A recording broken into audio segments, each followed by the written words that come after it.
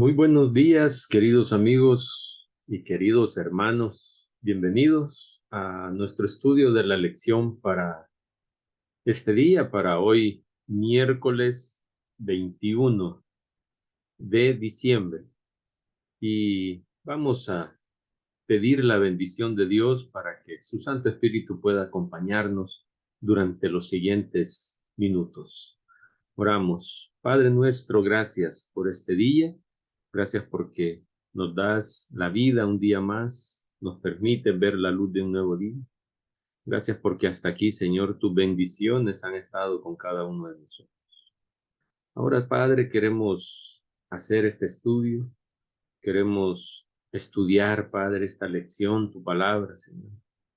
Y como siempre lo hacemos, Padre, queremos que tu Espíritu Santo pueda acompañarnos, que tu Espíritu Santo pueda guiarnos, que tu Espíritu Santo pueda, Señor, eh, darnos la sabiduría para que podamos, Señor, entender este, este tema, esta lección, este estudio de este día.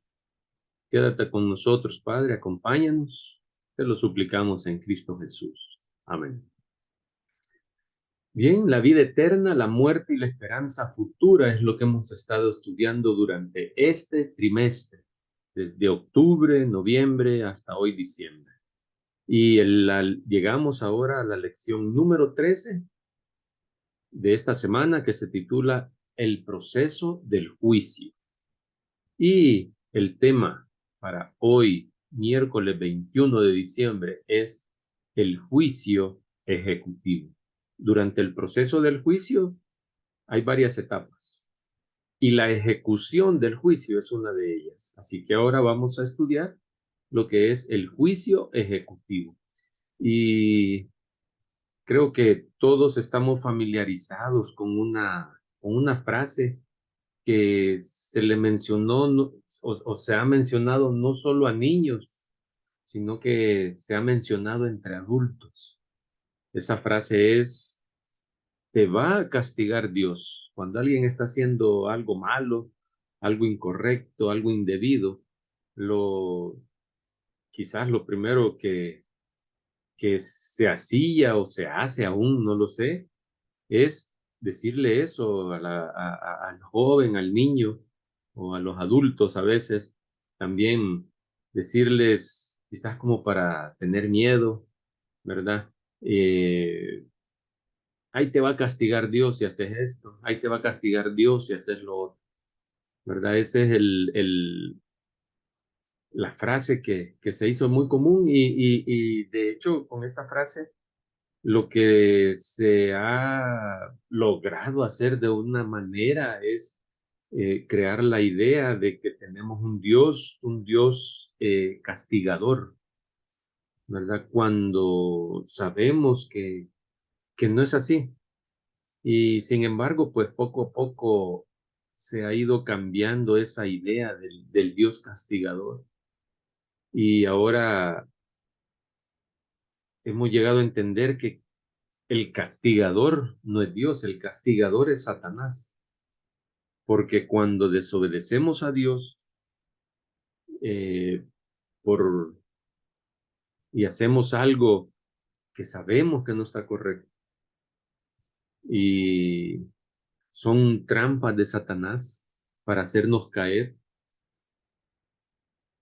todo tiene su consecuencia y Satanás pues se las cobra, ¿verdad? Nos cobra a nosotros a veces esos favores, así entre comillas, que Satanás nos hace, porque a veces nosotros pensamos que está bien o a sabiendas de que está mal o incorrecto, pues lo hacemos. Entonces viene Satanás y nos cobra ese favor. ¿Y de qué favor lo cobra? ¿Y de qué manera cobra ese favor Satanás? Lo cobra pues de una manera donde nos hace sufrir, donde nos hace daño, ¿verdad? De cualquier manera, y ese es el castigo.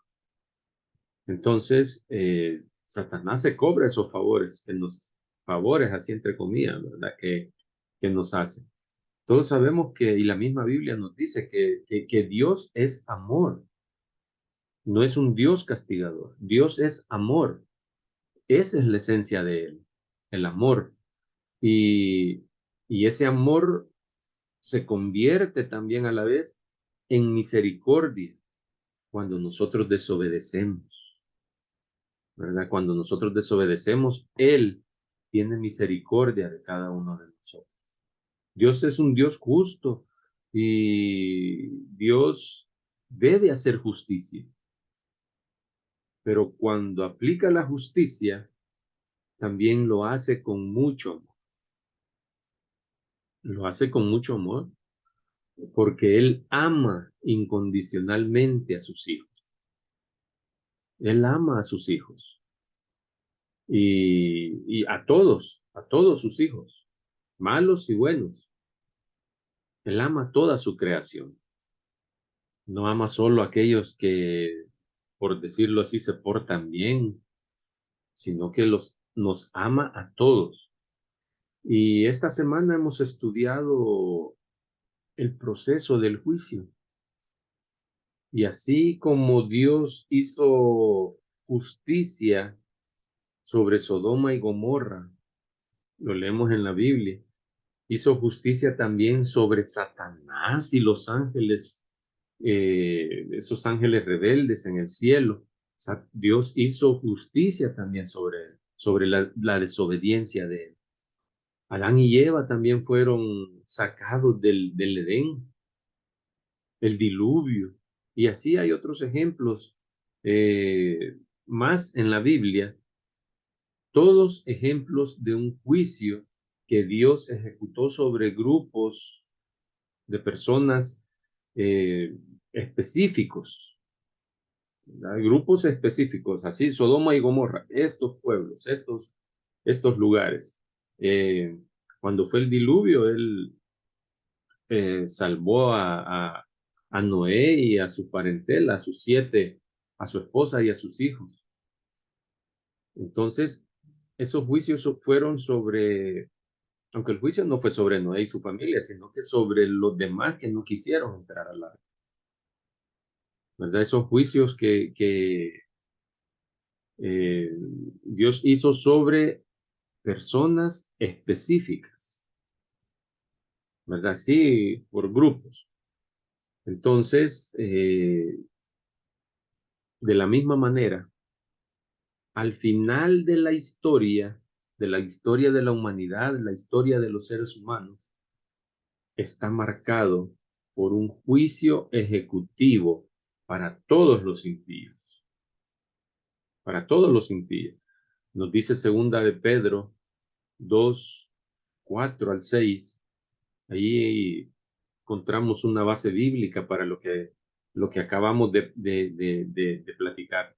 Dice, porque si Dios no perdonó a los ángeles que pecaron, sino que arrojándolos al infierno los entregó a prisiones de oscuridad para ser reservados al juicio. Versículo 5. Y si no perdonó al mundo antiguo, sino que guardó a Noé, pregonero de justicia, con otras 7 personas, trayendo el diluvio sobre el mundo de los impíos. Y el versículo 6 dice, y si condenó por destrucción a las ciudades de Sodoma y Gomorra, reduciéndolas a ceniza y poniéndolas de ejemplo a los que habían de vivir impíamente. Ahí vemos que al final en el versículo 6 dice que fueron la destrucción de Sodoma y Gomorra, el diluvio, los ángeles rebeldes en el cielo. Dice que eh, fueron ejemplo a los que habían de vivir impíamente. ¿Cuándo? En el tiempo del fin, ¿verdad? En el tiempo del fin. Esos fueron ejemplos a los que habían de vivir impíamente. Eso está en segunda de Pedro 2, 4 al 6. Es decir, que el juicio ejecutivo vendrá a ser para los impíos.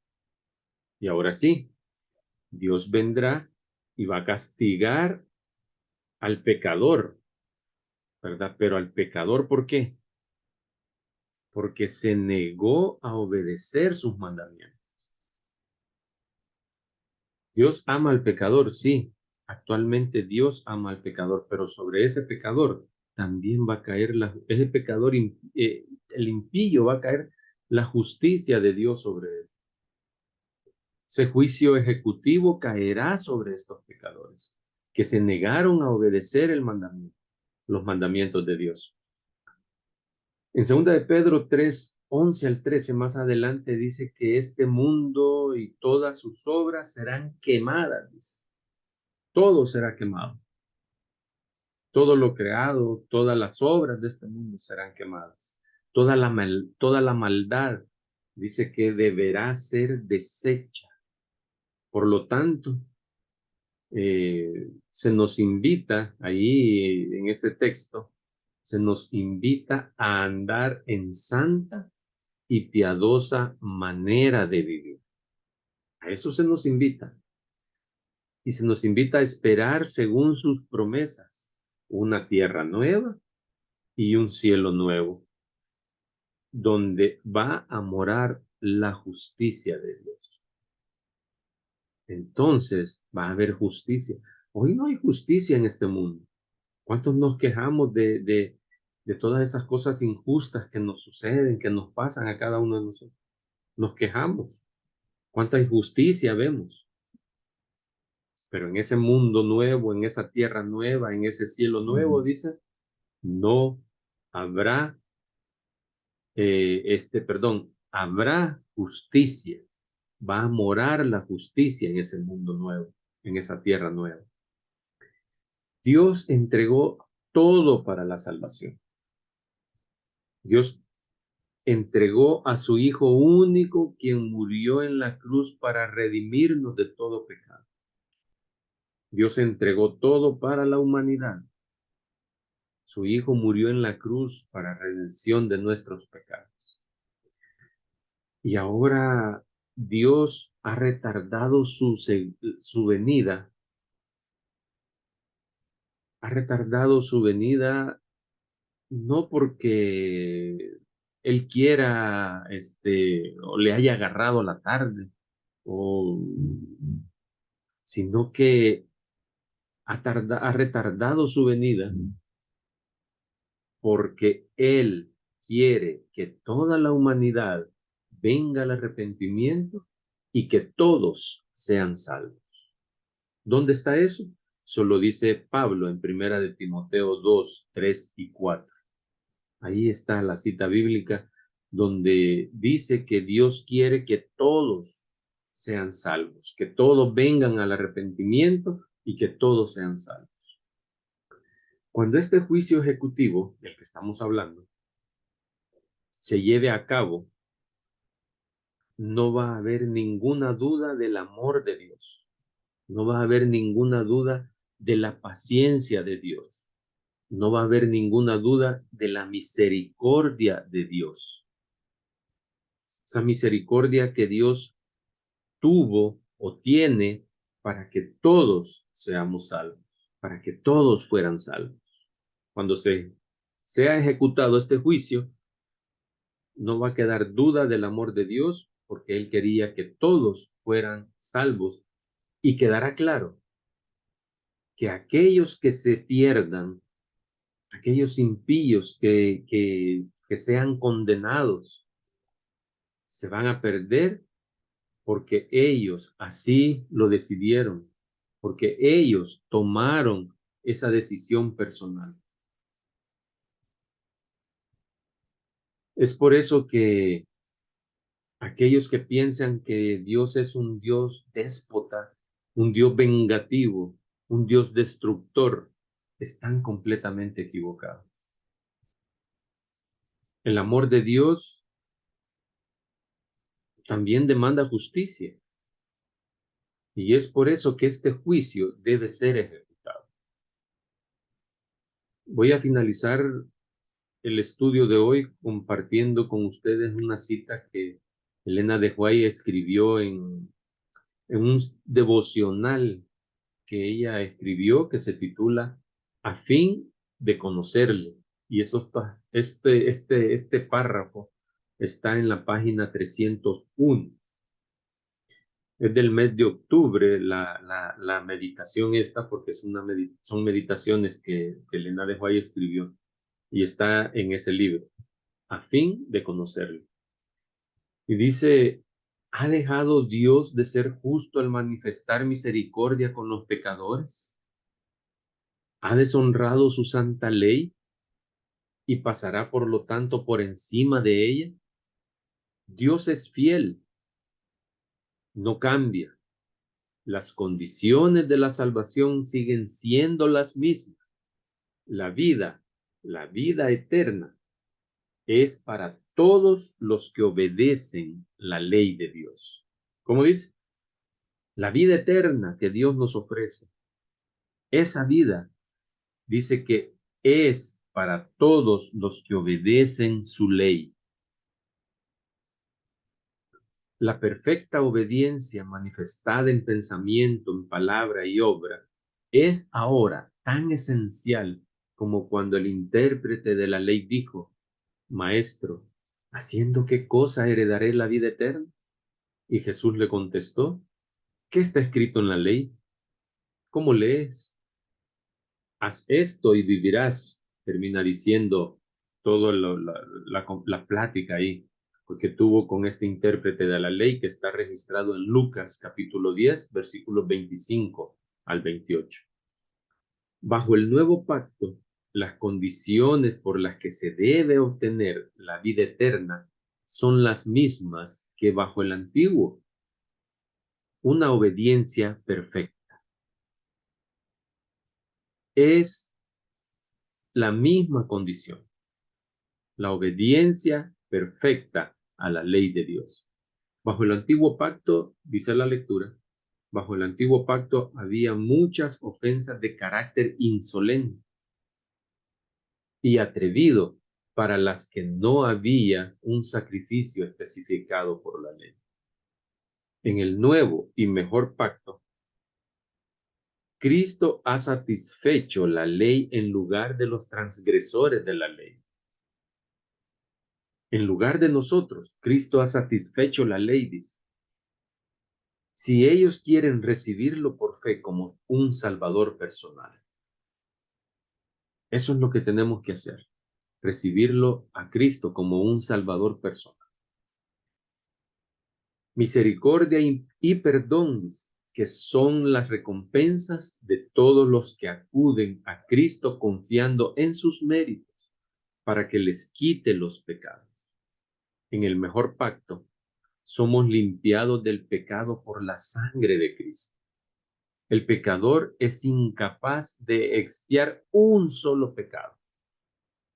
El poder está en el don gratuito de Cristo. Una promesa apreciada únicamente por los que se percatan de sus pecados y los olvidan poniendo su alma desvalida sobre Cristo, el Salvador que perdona los pecados. Él dijo en Romanos 7:12, Él pondrá su ley perfecta en sus corazones, la cual, dice Romanos 7:12, es santa y el mandamiento santo, justo y bueno. La ley de la misma naturaleza de Dios. La ley es la misma naturaleza de Dios como santo, justo y bueno.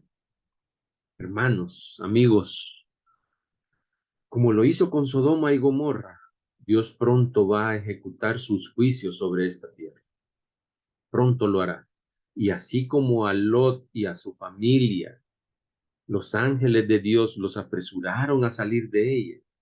Dios hoy, hoy te está diciendo Dios, no mañana, hoy miércoles, te está diciendo Dios, te está invitando a que te pongas a cuentas con Él para que cuando Jesús vuelva por segunda vez, todos juntos podamos ser llevados a vivir con Él por una eternidad.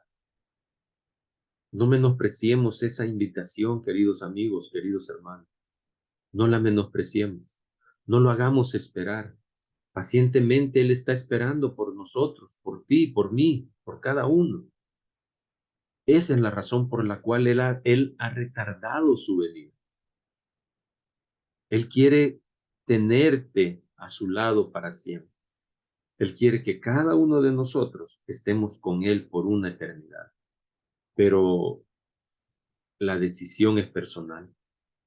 La decisión es tuya. Tú finalmente serás el único responsable de tu final. ¿Cuál será el veredicto en aquel juicio? El único responsable vas a ser tú. Que Dios te bendiga hoy y que su Espíritu Santo pueda darte sabiduría para tomar las mejores decisiones hoy, no mañana. Mañana nos vamos a ver por acá, por este mismo canal, conectados con el cielo, y será para estudiar un tema muy interesante, un tema que no te puedes perder. Así es que te esperamos el día de mañana y esperamos que no te pierdas ese tema. Gracias por acompañarnos y hasta pronto. Que el Señor te bendiga.